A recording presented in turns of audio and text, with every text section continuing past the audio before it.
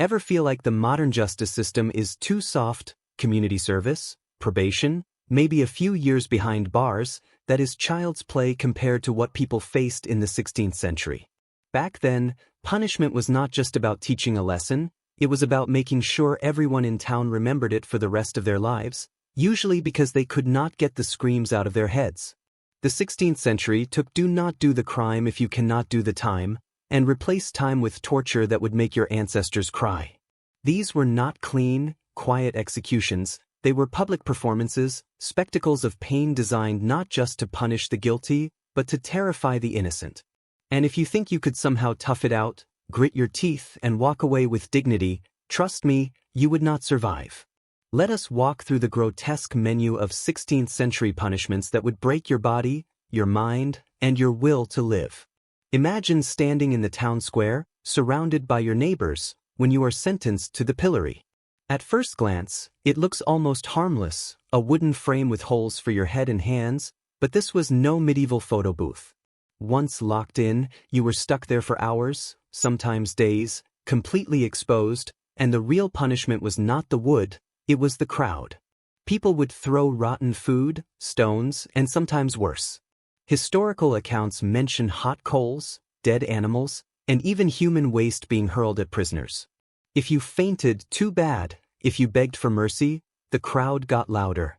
By the time you were released, if you survived, you were bruised, broken, and humiliated for life. The pillory was not designed to kill you outright, it was designed to destroy your reputation, and in a world where your honor meant survival, that was often worse than death. But humiliation was not always enough. For thieves and liars, another popular punishment was branding. Authorities would take a red-hot iron shaped like a letter and press it into your skin. In England, an F might be burned into your cheek for forger, or a T for thief. Imagine walking around forever with a glowing neon sign etched into your face, announcing your crime to everyone you met.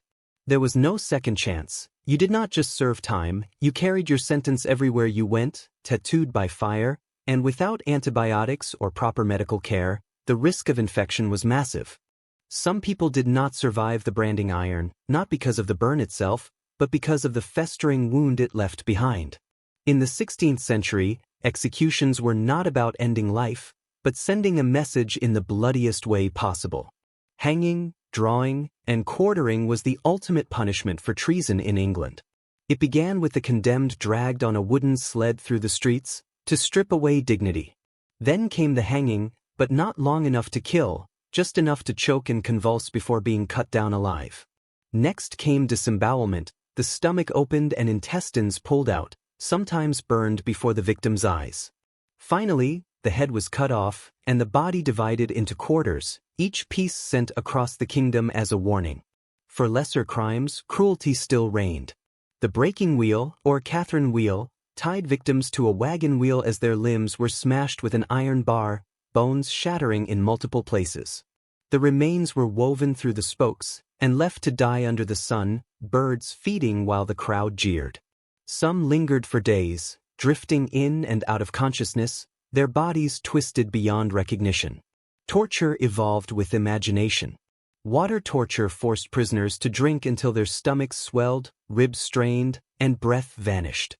Funnels were shoved into throats, water poured relentlessly until convulsions and vomiting began, only for the torment to restart.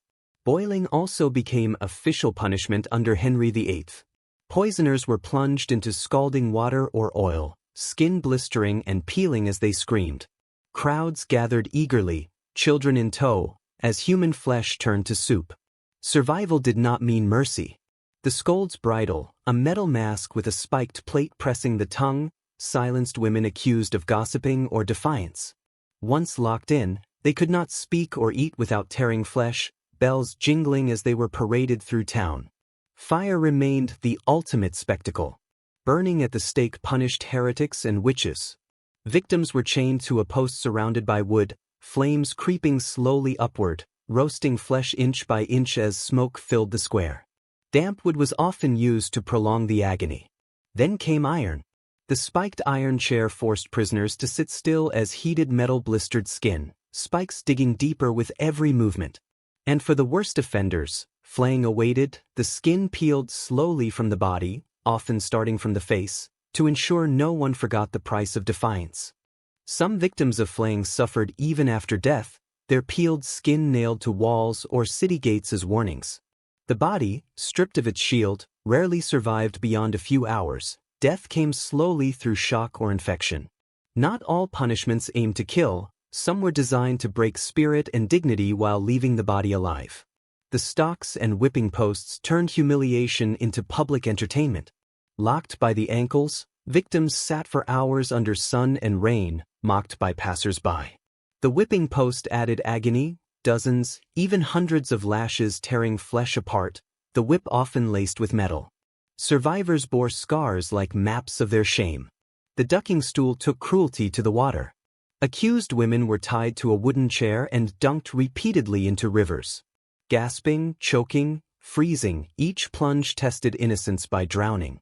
Float and you were guilty, sink and you were pure but dead. It was a game no one could win. Rat torture took things further. A cage holding a rat was strapped to a prisoner's body. When heated, the terrified animal burrowed inward, tearing through flesh to escape. Even the threat of it could shatter sanity. Execution by beheading promised mercy but seldom delivered it. A dull blade or trembling hand turned a clean death into horror. In 1587, Mary Queen of Scots endured 3 blows before her head fell, the executioner lifting it only for her wig to slip away, revealing the grisly truth beneath. Spain perfected its own silent execution, the garrote. A metal collar crushed the throat or snapped the spine, sometimes with a spike driven through the skull.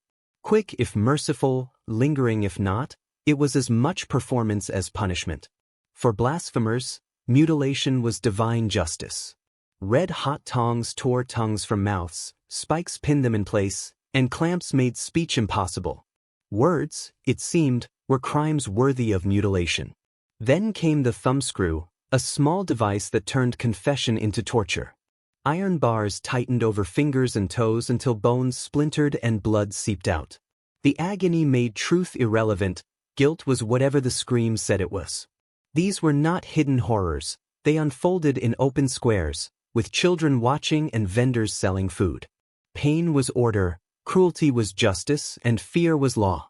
The 16th century was an age of empire, faith, and fire, where punishment was spectacle and survival itself was a form of suffering.